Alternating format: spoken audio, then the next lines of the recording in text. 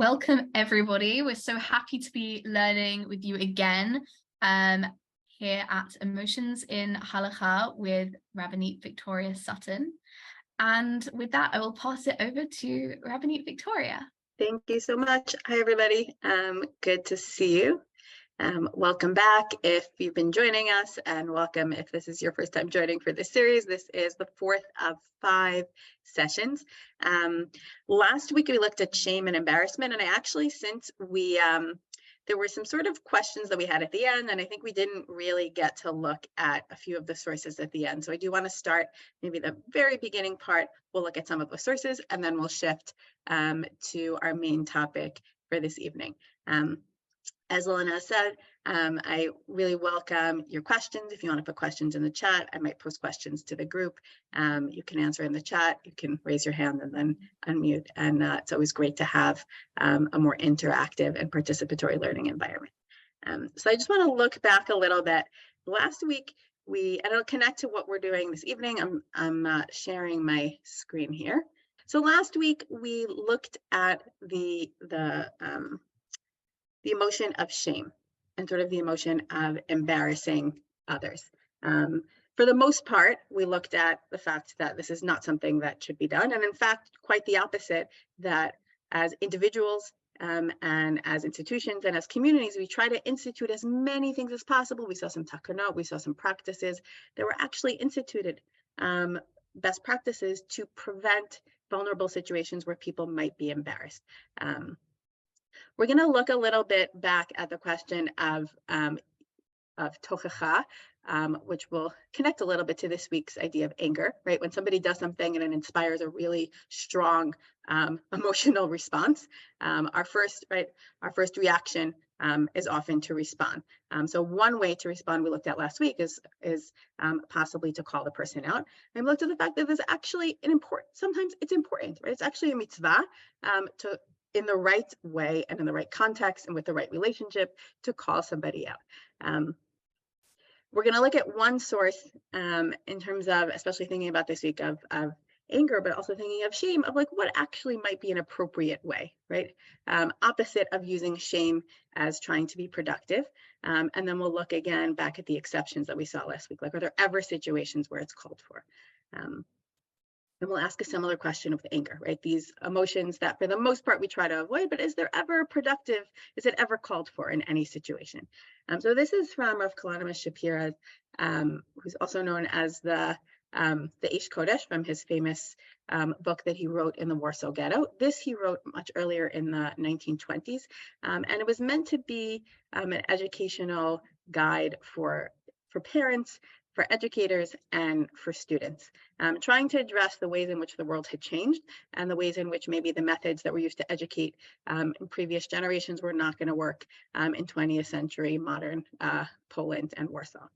So he quotes the Shalah, who we'll look at again today as well in another source, and he says that there's a pasuk in Mishlei, al tocheach let pen yisarecha, meaning somebody, right? If you try to like improve somebody by calling them out, if you do it in the right, if it's somebody who like doesn't care, right, it's only going to make it worse. They're only going to like ignore what you have to say. But if it's somebody who's wise, they're going to appreciate it. Like, thank you so much for calling me out, right? I so appreciate your constructive criticism of what I am doing. That's how a wise person responds. So he says, he's going to turn this on his head, the Shalah, and he's going to say, it's not about like being wise or not wise. It's about how you, the person who's coming to them with the tochacha, how you approach them. Meaning, if you approach another person as if they're a scoffer, right, and you treat them in that way, and you shame and insult them, and you treat them as like they don't care about, right? When we use words that show that we think that person doesn't care about the way that they act in the world, and insult them, if it's not really inspiring them to do better, the Shalah says, he's going to just shut down, and actually it's going to cause a negative reaction.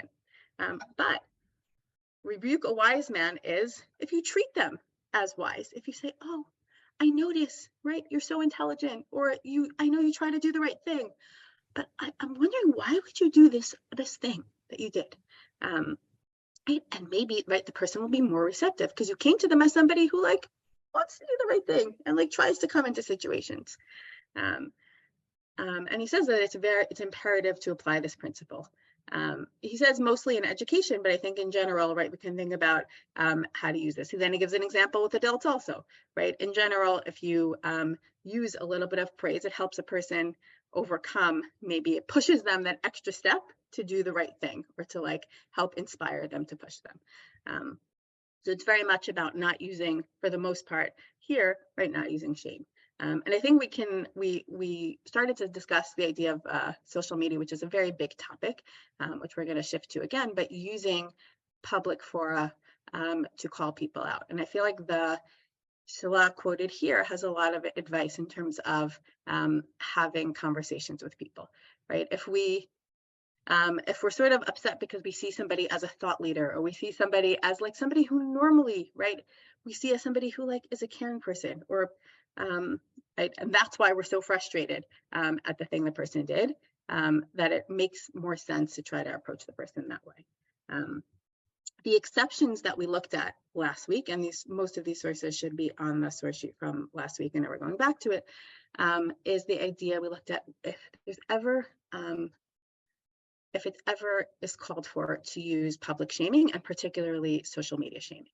Right? We looked at one example from the Shulchan Aruch of somebody who has the ability to support their family, but is not, and has been, every other attempt has been tried in that day and age, and that social shaming was something that could be used. We then looked at the famous examples of Halakha Rabbanit Gershon, of Tosfot, right, Rabbeinu Tam, that Rabbeinu Tam in his time instituted, and it's been carried forth, and in our generation as well, right, that one can use social isolation in the case of a person who all other avenues were exhausted of that person delivering a get, and their wife was not receiving a get.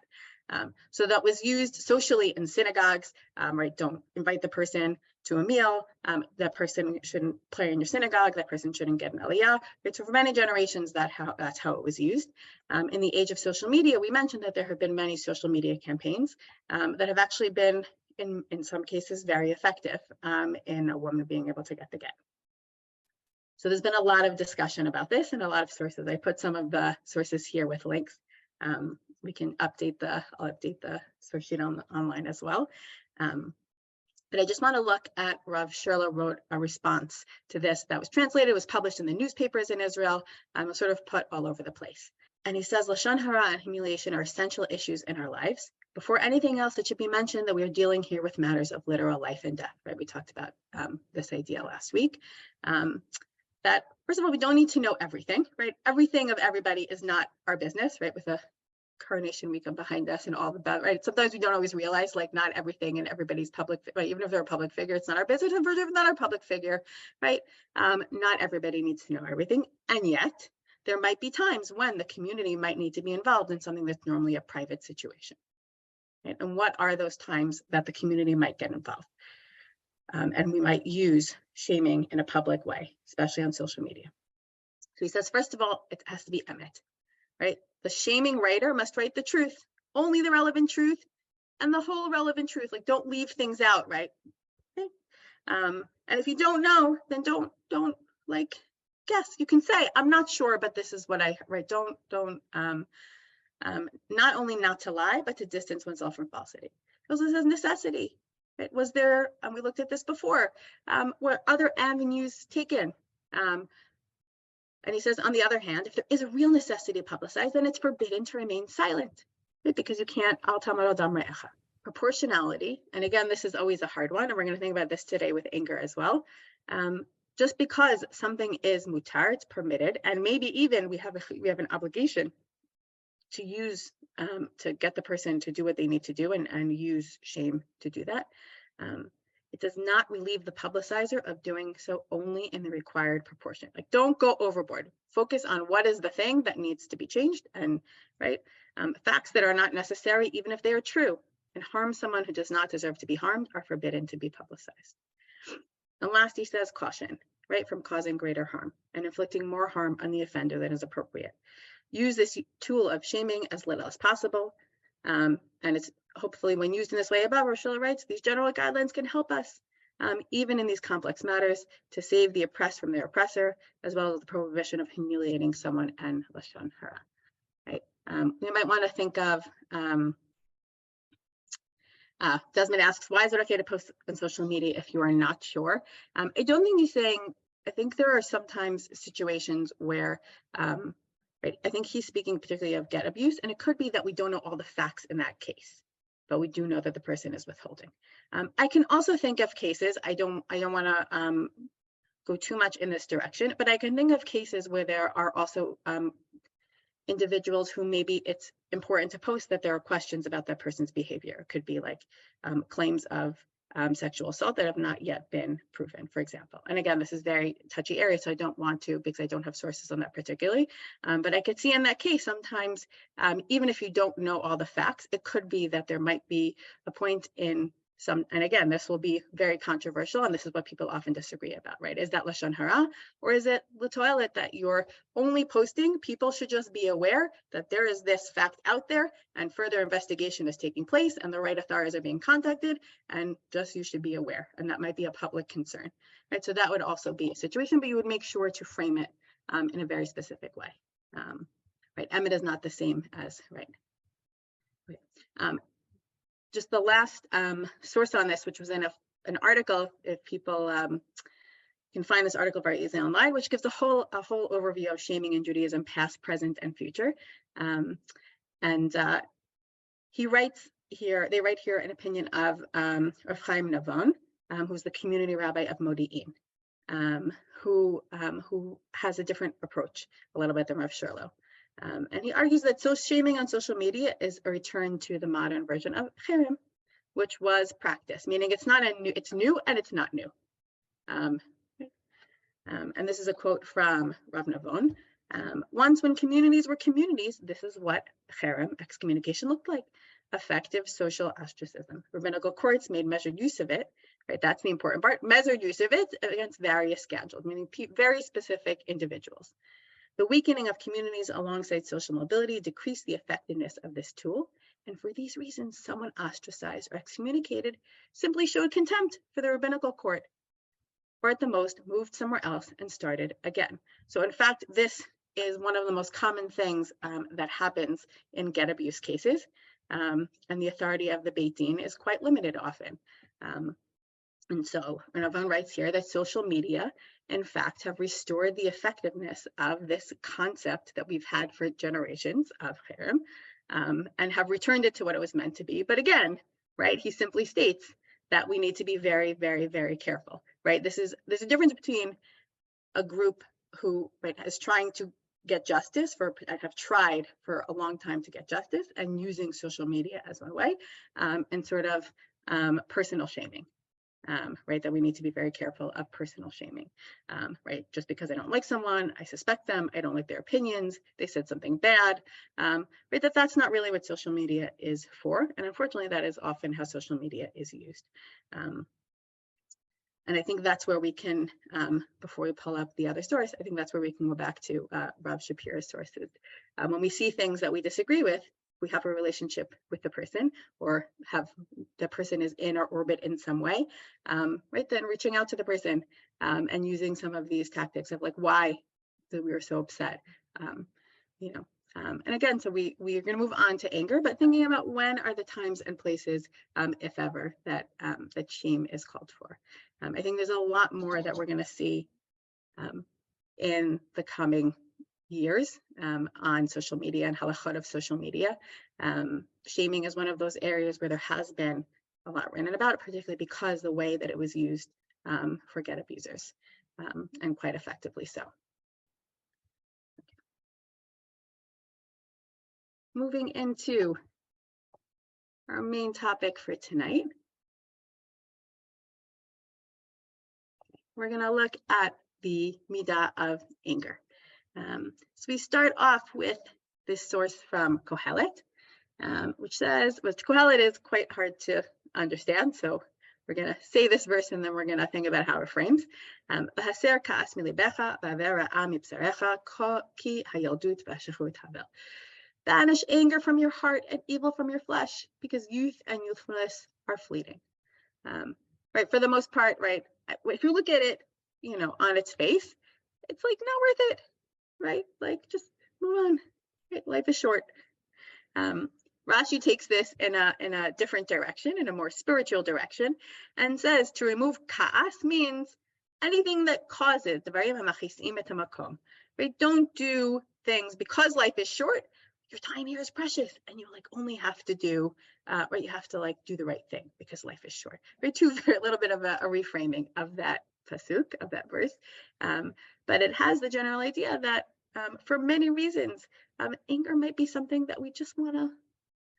That might, people will say, right, life is short. Life is too short to be angry at things that maybe don't, right, get some perspective. We can also think about, we thought about last week very much the physiological effects of shame and embarrassment, particularly because the way it's called havanat panim, and the flush, and then the rushing of blood, and the shock to the system. So we're going to think about today a little bit the physiological effect of anger. And the questions that we have here is anger solely destructive? Can it ever be constructive? And is ever called for? Before we start, can anyone think of, before we jump into some of the sources, can you think of any situations where anger might be called for? They're in a religious setting or from a religious perspective. Now, knowing that we just frame this, at least from Kohelet, which is not a legal source, but right, of maybe that anger is not such a good thing. And you might have seen Jewish sources that have said that. We're going to look at some of them. Can anyone think of instances where anger might be important? Well, Pinchas seems to get praised. Okay. Right, we have some, Desmond points out Pinchas, right, who was a zealot, who was used his righteous anger to fix, right, a wrong that was done and stop a more terrible activity from being done, right? People who are not only doing the bad thing, but were in a position of leadership and causing other people to sin. Right? We have a number of people in the Torah who, like Pinchas, Eliyahu might come to mind also.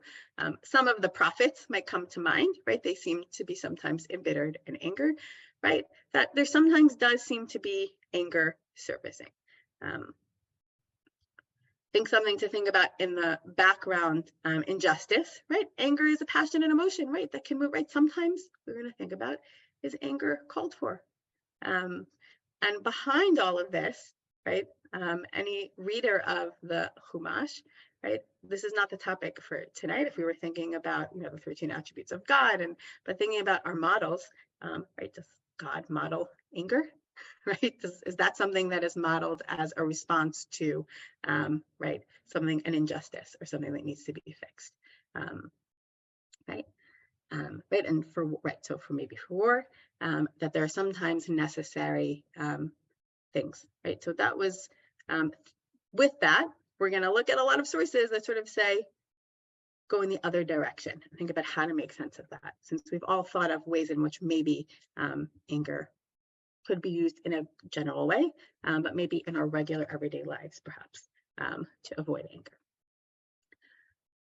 So the first source needs a little bit of background, but I think it is a really beautiful and fascinating source about, can anger ever be constructive? Or something we do out of anger be seen in a constructive way?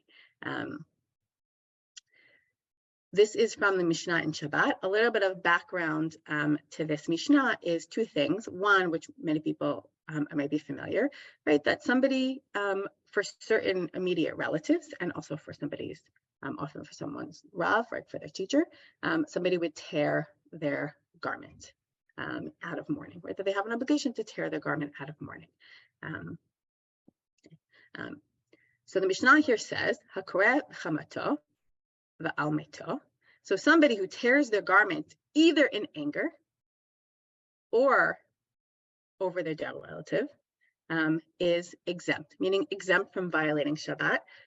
Normally, tearing on Shabbat would be something that one should not do on Shabbat. It violates Shabbat. We're going to see the idea, right? Perhaps that's only when it's constructive, that Shabbat is only constructive activity is forbidden. And also, anyone who does anything destructive is exempt, meaning it's not just these people, but anyone who does anything destructive is exempt on a biblical level, because Shabbat is about doing constructive things. And then the Gemara continues and says, one who tears in anger in mourning over their dead relative is actually liable. They have violated Shabbat. And even though they violated Shabbat, they nevertheless fulfilled the mitzvah, their obligation of tearing. See, this is not difficult. This Mishnah, right, the one that states that you're liable, is referring to one's own one. You have an obligation. The one which says it's an exempt refers to anyone else, meaning you haven't necessarily done anything constructive if it's over someone else. I'm lost on this one. I read it before, but I read it several times and I can't follow. Is the argument here that, well, there's four possibilities. So it's your relative or it isn't your relative. You tear. Who is it like okay in the end for, and who isn't it? Because it seems like they're sort of working. They're using a lot of different possible ways of trying to explain the traditions that they have, and also to answer this question. To answer the question of if somebody has done this, was it constructive or destructive, right? Because if somebody did something completely destructive, right? If I just on Shabbat,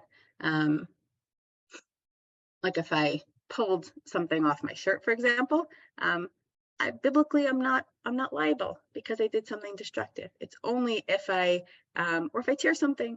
Rabbinically it's prohibited, but we're talking biblically. But if I tear something in order to fix it, then that's constructive. So what I'm trying to figure out here is tearing something, but tearing it because you're angry or tearing it because you're doing it out of mourning, different than just tearing something. Meaning when I tear because of my emotional state, particularly to get rid of my anger or to do something about the fact that I am really upset and in grief, is that in fact just a completely destructive act that is exempt, or is that something that is constructive? So if it comforts That's the main me, question. If it comforts me, then so we're gonna read the rest of the source, and then, okay. which is gonna sort of go in that direction, but it tries to like, yeah. So Rabbi Yehuda, you could say maybe because we have these two different sources. One says you're liable, one says you're not liable. So they're trying to make sense of, are those different opinions? Is it different situations? Is there ever a situation where you tear something and you are liable because it seems like it's purely destructive? And they said maybe it's this Rabbi Yehuda. Rabbi Yehuda says even when you do something not for its own sake, right? You didn't tear for the sake of then fixing it into something. Maybe it's according to him, and you're liable because of that. And they said, no, like this is something that normally would just seen as destructive. And Rabbi Avin said, this case is also constructive, right? Because it kind of assuages or calms down your anger. Doing something physical, doing something destructive, which, right, tearing that thing takes the anger from the inside, puts it into the world, and then calms that person down, right? The anger is not there. It doesn't always work that way, right? It could feed into it, but the situation they're thinking of is where it actually it's a release of some of that. And then they say, wait a second. So are we saying like people should be doing that? Like, should we be telling people if you're angry, tear something to get rid of your anger? So we've like moving on from Shabbat a little bit, perhaps. So one who rends their garments out of anger, who breaks their vessels out of anger, who scatters their money out of anger, should be like an idol worshiper. Now, this is not only on Shabbat, in general, right? People who behave this way out of anger are seen as an idol worshiper. Today, why is it like an idol worshiper? Because they're not in control. Who is telling them what to do? The idea is that they're yetzer hara. They're listening to that little voice inside them. Instead of trying to exert self-control, they're giving into losing self-control. Even though in that moment they're sort of doing something, right, which seems like they're putting control into the world, and maybe they feel a little calmer because they put it out there rather than having it be in their body. That's not actually right. Think of like temper tantrums, right? Right. One of the big things you do as educators, as parents, is to if someone's having like very big feelings, kicking, screaming, breaking things, right, is actually not how one should use that. Doesn't mean you don't have those big feelings, but think about another way to use them, right? How to calm those feelings down in a different way. And so that's what Rabbi Yochanan ben Nuri here is saying. If you're in the habit of doing this, it might calm you down, which is why on Shabbat, it might be seen by some as constructive behavior, because it has done something that you wanted it to do. It does something constructive for you, even if you destroyed something in the process. But you slowly lose self-control. So it's almost like you are then serving this other master, right? And aren't able to make good choices. Rabbi Avin said, right, because it says there should not be a strange God within you. So what is the strange God? This is yetzer hara. So this is one possible way in which tearing out of anger might be constructive. The next part got cut off, the Rambam is going to talk about it, is they say, no, it's actually, and this I think we're going to process a little bit, but it's actually when a person is not really angry. Sometimes the sages, the source continues, in the Gemara, which I'm sorry that part got cut off here, it's my fault, that sometimes the sages, of course, they would never get angry and destroy things. Because that means they don't have self-control, right? And they're not idol worshipers, right? They're like holy people. But sometimes, right, you've all thought of situations on a very national or public way where anger might be effective. The rabbis said that maybe sometimes on a communal, for a community leader or in a home environment, that maybe they needed to inspire a little fear to get results. And so they would pretend to do these kinds of things, that they would pretend to be angry, but they were always in total self-control. But how is that not? So that's the question we're gonna keep having. I have the same question, right? So we're gonna try to think of how they're, the line that they're trying to toe here. That it could be that maybe pretending to be angry could sometimes be effective. And so they would pretend to be angry, but always be in self-control, so they would never cross that line. And the way that it would be constructive or effective is that, right, the person would then listen, right? We're going to think about that question because I always have that. The Rambam quotes this as well, and so do other sources, and that's a question that that I think about as well. So the Gemara here talks about two instances. The morning one I think is quite fascinating in terms of thinking about when we look next week at having peace of mind, right? The way that having that small moment of tearing could maybe for a moment, right, put something out into the world, be transformative for that person and feel like a constructive, they did something about the fact that someone passed away. Even though it was Shabbat, they were able to do the tearing, and even for the one that says they shouldn't have, they're still liable for Shabbat, that one would say that they fulfilled that mitzvah of tearing. But our interest this week is mostly about the anger, right? This question of, can it ever be constructive to, right, use anger in this way in the world? Either, right, think about all of these, they have these rooms now where you go break things. Has anyone heard about this? Yeah, I see Lena's raising her head. Okay, so Lena, do you want to say a little bit about it since you nodded your head? What have you heard about it? It's one of those things that you go and do in what I believe is called strip mall. You go into a room and they have some TVs and plates, and they give you a baseball bat and you can smash everything into little pieces, but it's all stuff they've set up, it's intentional, it's all meant to be destroyed and everything. Is that right? That's what I've heard as well. And there's a reason those places exist, right? And maybe it's something that people feel they let loose a little bit and they let something out that's deep seated, and they work something out through doing that. Now we're going to see in these sources that for the most part, right? We don't encourage that. That's seen like giving in and losing self-control, and it's the line is too fine. But then we have this small source at the end, the Rambam, that they also that, right, maybe there's sometimes that we like put a little bit of like firmness into the world, and like when is that ever called for, if at all, right? That's kind of a question that we're thinking about. Okay, so the Rambam quotes. Curious about like if there's a difference between these destruction rooms that you just mentioned, or, you know, when I was growing up, if somebody was feeling angry, like if there was a dead tree in the yard, the 12-year-old would be given a hatchet and told, this needs to come down, work on it until you're feeling better. Or if you live somewhere where there's a fire danger, you're given a scythe and you go cut down the tall grass. It's like you do something that the family or community needs. And to me, that feels very different than, and it makes a person feel better. They accomplished something that was needed for other people. That feels different than this like going and smashing things.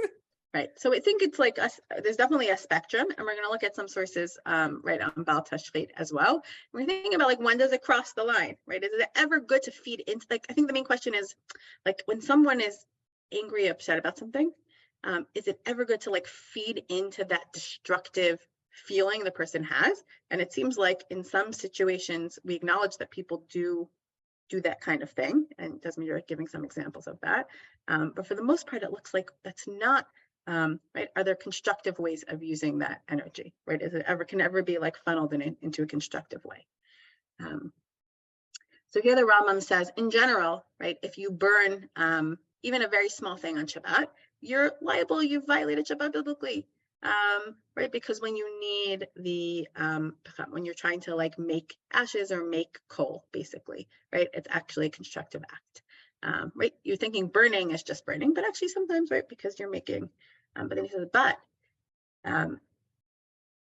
im hivir derech hashchata, if he does it just to be destructive, then he's exempt. He has not violated Shabbat, as you're just destroying, right? You're just destroying something, right?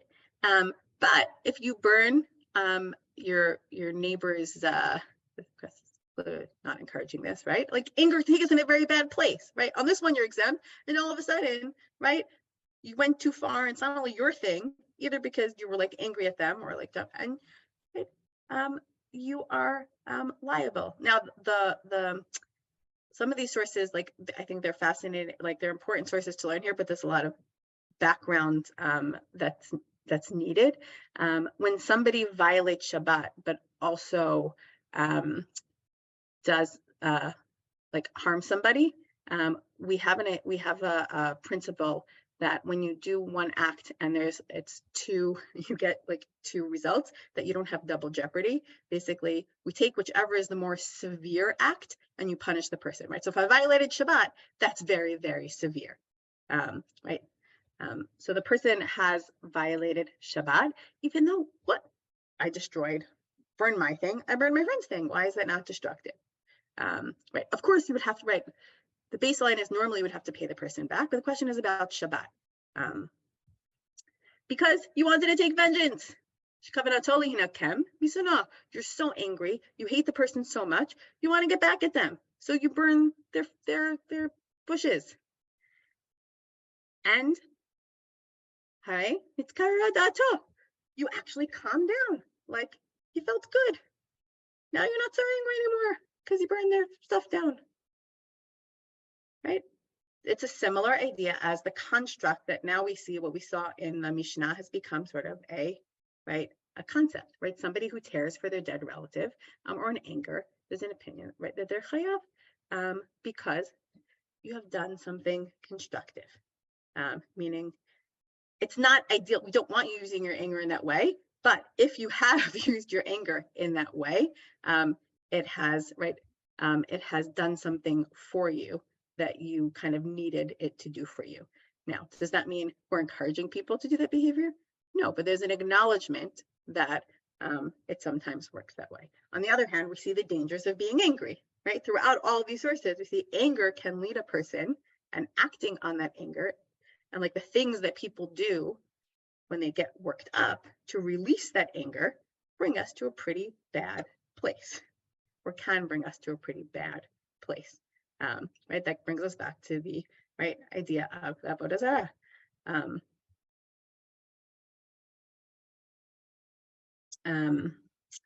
The Shalah here, who we saw the Shalah being quoted by Rav Shapira, says there's an idea. This is a drash, right? This is a midrash on this verse of not burning a fire on Shabbat, right? That you're not supposed to start a fire on Shabbat, just basically start a fire, right? You can't light a candle on Shabbat or start a fire. He says here is an allusion to a destructive fire of ka'as, right? The fire of anger. That a person should always be careful not to allow oneself to become angry, so that the fire of hatred should not consume you. And all the more so on Shabbat. We looked at this in the first class, that Shabbat is a time that we really protect. And it could be that during the week we try, and then on Shabbat we try even harder.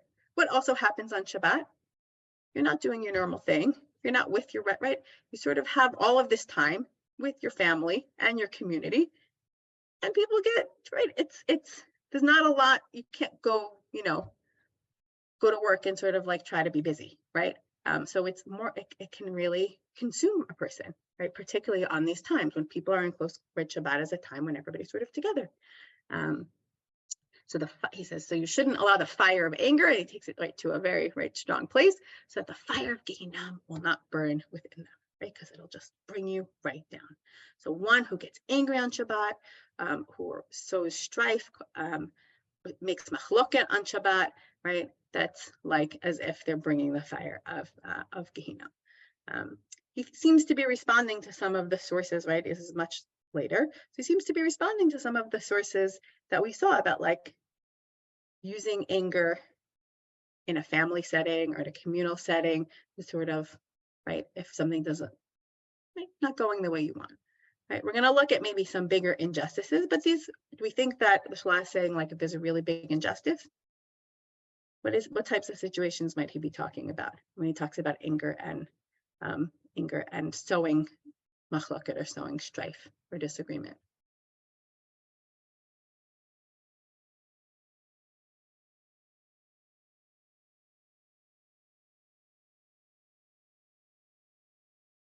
Any thoughts? I'm not sure because I'm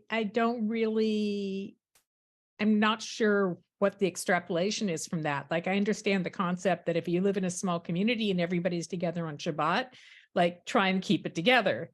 But that seems different from this whole question of like the big one for me is if the leader models anger and rouses people in a religious community to anger, the problem is you don't know how far each one of those individuals will go. Correct. Right. So the Shalah is not necessarily right. So the Shalah is not necessarily talking maybe about those big situations, but I think he's saying that people might think that they have to use a little bit of fire and brimstone. People might think that they have to like inspire a little fear on the home front or as like communal leaders, and like saying here, like actually that's not what that's no. Just don't bring that into the environment. Like find a different path.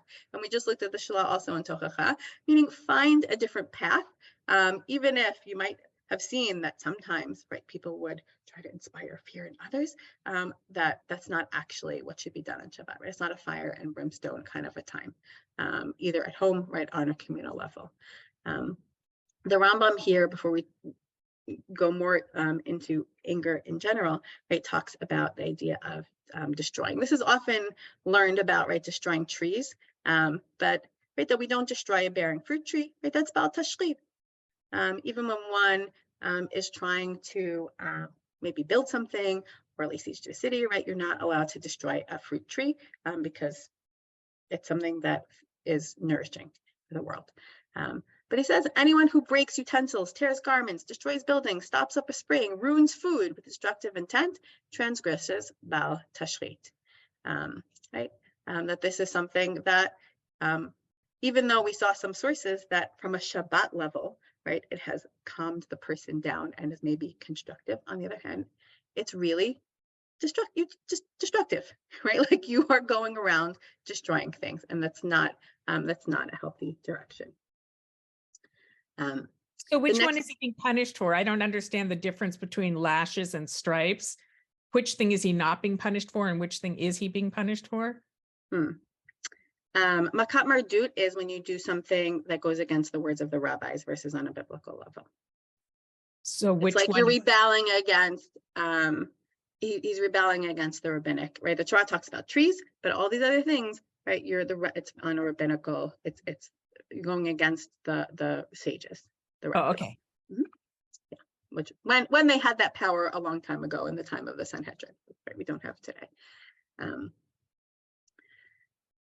These are very famous sections from Chotayot on human dispositions. So the Rambam talks about, right, the golden mean of balancing one's, right, not going too far in either direction, and sort of trying to balance one's trait.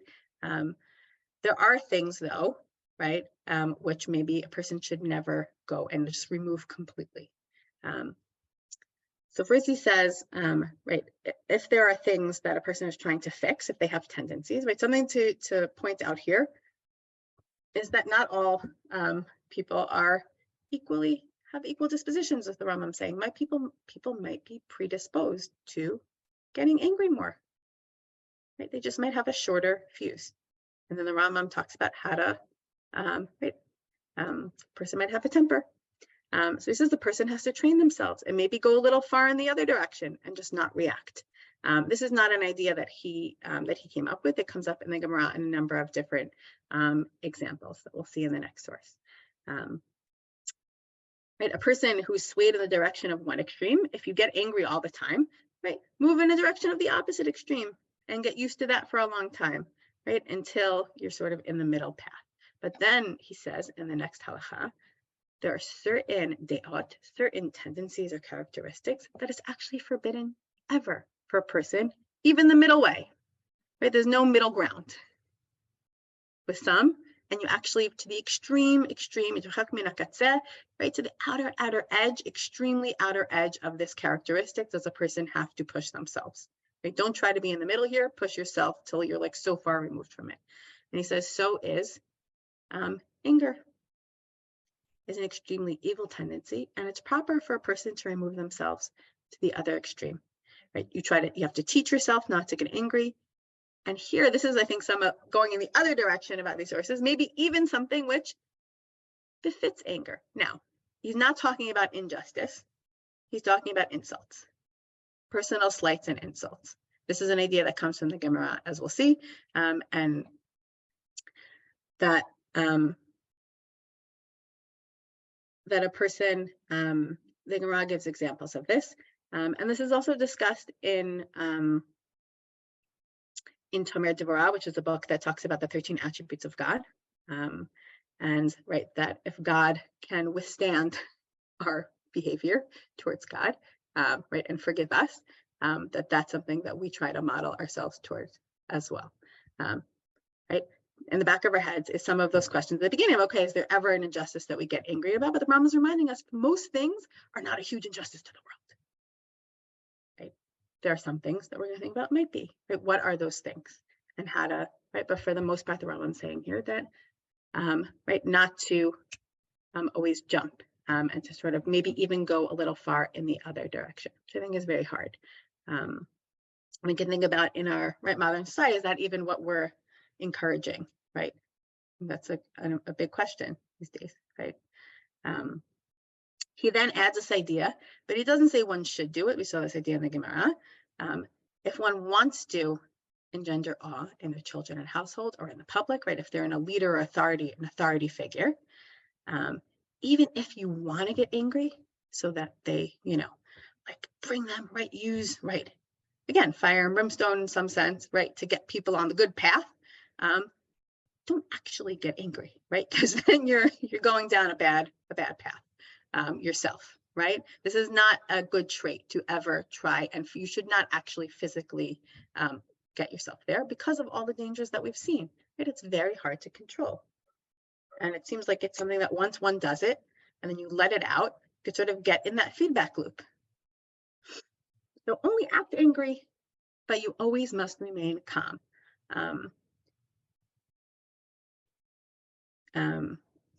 I think this is probably impossible for most people to do. I think likely the Rambam knows that. The way he's describing it here seems like it's very, very hard for people to actually be totally peaceful inside, right? But also get angry. Right? People are in positions of authority. There's a way to be, right? He's not talking about being firm or strict, right? He's talking about using something a little bit stronger than that, that people might think they need to do that. But actually, you need to be very careful when you ever, right, if you're ever in that position. To the children or community listening, is there any difference, though, between the leader or parent who is pretend angry or the one, because the whole reason it has its effect is because you scare people. So I still have an issue with it. Yes. So it doesn't seem like the Rambam, that's been my question every time I've read this source. It doesn't seem like, I would like to think it's not being advocated, but acknowledged as a way that people do it. And if you're going to use that tool, if you think that's a tool that you need, think about it very carefully. I have the same questions. I think if anger is something we want to be far away from, right? Inspiring, right? Pretending to be angry is sort of then modeling anger. But I think being firm and stern, right, is very different. Again, we're going to think about like real injustice, right? But this is on a like regular communal level. Because then you'll see how far he goes in the other direction about like, be so careful that you don't ever get really angry when you're doing this, right?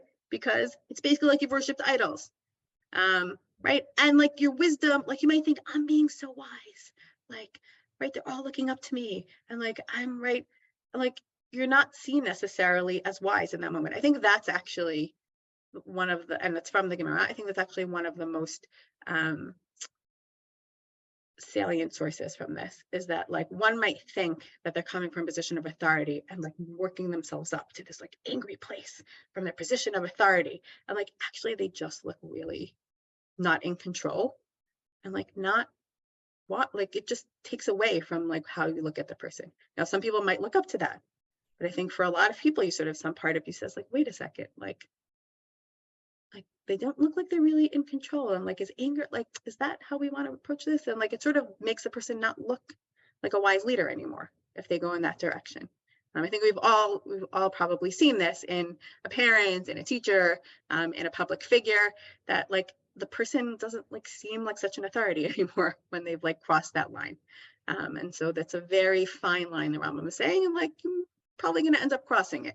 So be very, very, very careful with this, you know. And then the Gemara also says, right, the life of an irritable person is no life, somebody who gets angry all the time. Therefore, right, we should not, right, we should actually work in the other direction to not get ourselves worked up. Right, if something is, people are, you know, even if it's like repeated, right, the person in a position of authority, probably people are continuing to do the things that annoy them. They're like, why are they not listening? Why are they still doing this? Why are they doing it again? Like, I just don't get it. And like, it's very hard to not actually get angry about it. And then you, right. So it's a very normal human response. And so he's saying, actually, no, like, especially if it's directed against themselves, right? The individual or the person in authority. It's not only for authority figures towards the end here, right? The Sefer Hasidim, which is a pietist source from early, right, Germany, like 11th century, says there was an incident when they asked a pious person, how did you merit longevity? And he said, never did I return insult to a person who cursed or embarrassed me. Instead, I would be patient and forgive anyone who would cause me distress. Now, I read this and I'm like, that sounds nice. I don't think like, but it brings us back to that source in Kohelet sort of life is short, meaning like, if you spend your life trying to chase down everyone who like get back, you know, who like annoyed you or like said something that might have been, you know, like it uses up like a lot of your energy and life force, right? I'm saying this from self-knowledge here, right? That like this pious person is saying like, I didn't go there. Like once you don't go there, like you can maybe, focus on all the other things in life, and like your life will feel nice and full and long, rather than getting sucked into that. But now we get to, right, you don't have permission, right? You can't be angry in general. And like always have someone you go to who like is a calming presence. Like those people who you see like are able to just be calm in really stressful situations, even when like think people are doing things like that are right could upset them. Like that's a person you should like be asking advice from. That's a good person to know and to like see how do they do that? What's their secret? Except when the times that a lot of you mentioned in the beginning, there are people out there who are actually doing bad things and causing a lot of harm in the world. Those are not people that we just turn the other way and say like, oh, that doesn't bother me, because that's how you get to a broken society, right? So, right, the Yirmiyahu source is very extreme, right? We're going to look at Yirmiyahu in the closing, right? But there are people who may be like, yes, those people, right? They're so insightful of others and causing others to do harm that like they should inspire like those people, right? You can't say like we actually need to be angry and do something about this, because that's not okay, right? And knowing the difference between those situations, I think, is like very hard. What are those situations? Similar to some of the questions about using shame and embarrassment. Like, what are the situations where it's called for? When it's like injustice that it calls for it, and what are the situations where it's not? And like, what does that do to us as people, right, to engage in this? Either to like get angry when we don't need to, or like not be bothered when actually we should be bothered and should like get worked up about something and do something about it. The Kiddusha Chadaruch also quotes the Rambam, so just to think about, is he saying the same thing? So here he says it as like in a permissive way, like when it's necessary. He says, don't get angry. So I think he's saying it a little bit in a different way than the Rambam is saying it. But it's an idea that seems to be, right, reminding people, it's right, there's no way people are not going to get angry in a household situation or in a communal leadership. Right? It's a very normal human response. So I think some of these sources are trying to acknowledge that, like, on the one hand, you're going to feel this. On the other hand, like, you need to get some self-control in those situations and not actually be angry, even if you think the situation calls for an anger response. You shouldn't get angry, which is almost impossible to do. But that's like the goal, is to like not get too worked up in these situations. And maybe we saw, right, the goal might be like, try not to like get worked up about think that so many things need anger. And then there's the story from the Talmud, right, about why it's so important to retain your composure, that Eliyahu said to Rabbi Yehuda. This is like when Eliyahu goes around and like tells people what they're doing right and wrong, like the brother of Salah the pious, don't become angry and you're not going to sin. Meaning, we just saw all this destructive behavior, right? Even when thinking of idol worship, like, you're not in control and you're gonna like do things that maybe you wouldn't have done under the influence of anger. Same thing with don't become intoxicated, right? They both like shut down our frontal like lobe response, and like we're not able to really have good choices and self-control.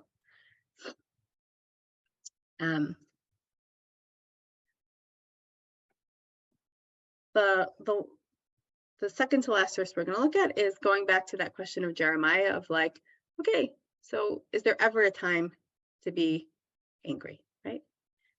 For what we might call righteous anger, moral indignation, right? Many of you mentioned sources and that idea in the beginning, but maybe there is a time that it's called for. This is from Heschel's book, The Prophet, where he writes about Jeremiah. It's a longer passage thinking about the relationship between Jeremiah and God, and how Jeremiah, in some sense, mirrors or expresses God, pathos of God in that situation, right? Jeremiah being the prophet right before the destruction, who like prophesizes things are not going to be okay, and you're going to like, temple's going to be destroyed because you just keep doing the wrong thing and you're just like not listening. And like, that's his message. It's a hard message. Okay. So the modes of prophetic sympathy are determined by the modes of divine passion. We mentioned God right in the beginning.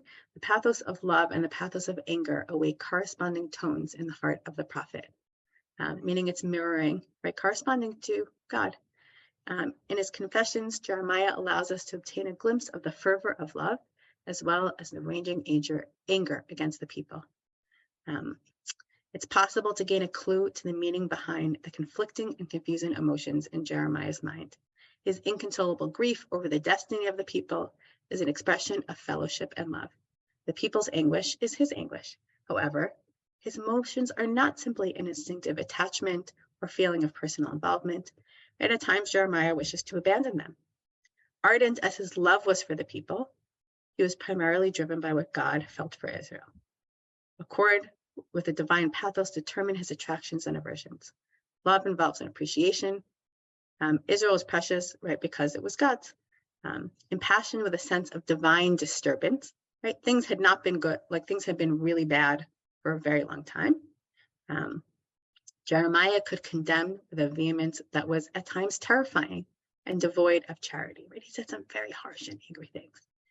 But his own heart was rich in tenderness and sensitivity to other people's suffering. He terrified in order to save. The disaster he threatened would be a disaster to him, sorrow, and excruciating anguish. Right? He had implored them, he warned them, right? And he knew if the people did not listen, right, if they remained dead to his words, he would drown in his own tears. We see here a spectrum of emotions, and thinking about anger or indignation and how that is something that we often see in the prophets. We saw that in the idea of tochacha, of calling people out as well. But the times and places for that, right, there are times and there are places. But most of the sources that we looked at were really to help us think about, okay, what are those times and what are those places? And what does it do to us when we get overwhelmed by, right, our immediate response is to respond in a strong way or to get worked up about something, and how to sort of work that back, both in a very halakhic framework. The last source here, I mentioned in the beginning, looking at some of the attributes of God. So this is really beautiful source from the Gemara in Brachot. And again, in Brachot, this is where they were sort of questioning how God was feeling about them, the temple being destroyed, not being returned, thinking about how does one connect with God in the absence of that? Does God still love us, right? Does God still care about us? Right? Is God still angry with us? So they said, from here we see that God prays. What does God pray? And to whom does God pray? Rav Zutra Bar Tovia said that Rav said, God says, may it be my will that my mercy will overcome my anger towards Israel for their transgressions, and may my mercy prevail over my other attributes through which Israel is punished. And may I conduct myself towards my children Israel, the attribute of rachamim, of mercy, and may I enter them beyond the letter of the law. Meaning, yeah, if I want it to be right, yes, it could be that there are things that, right, could be held responsible for, but maybe not everything needs to be treated in that way. Similarly, there was a story where Rabbi Yishmael went into the Kodesh Kodashim to offer the Ketoret, and he saw one of the names of God, right? Unclear, right? We don't know how to understand these sources, but he saw some sense of God, of the Shekhinah there. And it's asked Yishmael to, right, oh, can you bless me? And he said, okay. So I said, the prayer that God says, may it be your will that your mercy overcome your anger, and may your mercy prevail over your other attributes, and act towards your children with the attribute of mercy. And the Holy One, blessed be he, nodded his head and accepted the blessing. This is something that is incorporated in our tefillot in various ways, both in the Sephardic and Ashkenazi Sidurim, in different, it's this concept of this tefillah from God that we try to say every day. And I think in many ways, as we saw with Jeremiah's source, it's on the one hand, how we hope God is going to act with us, right? And then it reminds us, oh, how we should, right? What our attitude is towards others. So I hope in learning some of these sources, we can think about ways of the destructive power of anger, even when we think we're maybe being constructive with it, like doing things that look destructive, to calm ourselves and thinking about, okay, are those things actually, right? What's the harm we are doing in those situations, just to calm ourselves down, and working ourselves towards a place of, right, more inner calm. Thank you all for joining. Next week will be our last session of this particular series, and we're going to look at the idea of peace of mind, of nachat ruach, and tirdav being sort of like overcome with things. So thank you, everyone. Have a wonderful night. Thank you. Lunas. Thank you so much, Rabbanit Victoria, and thank you everyone you. for your questions and comments, really making our learning experience. Just a quick Drisha announcement. There is still time to apply for the Drisha Summer Kollel.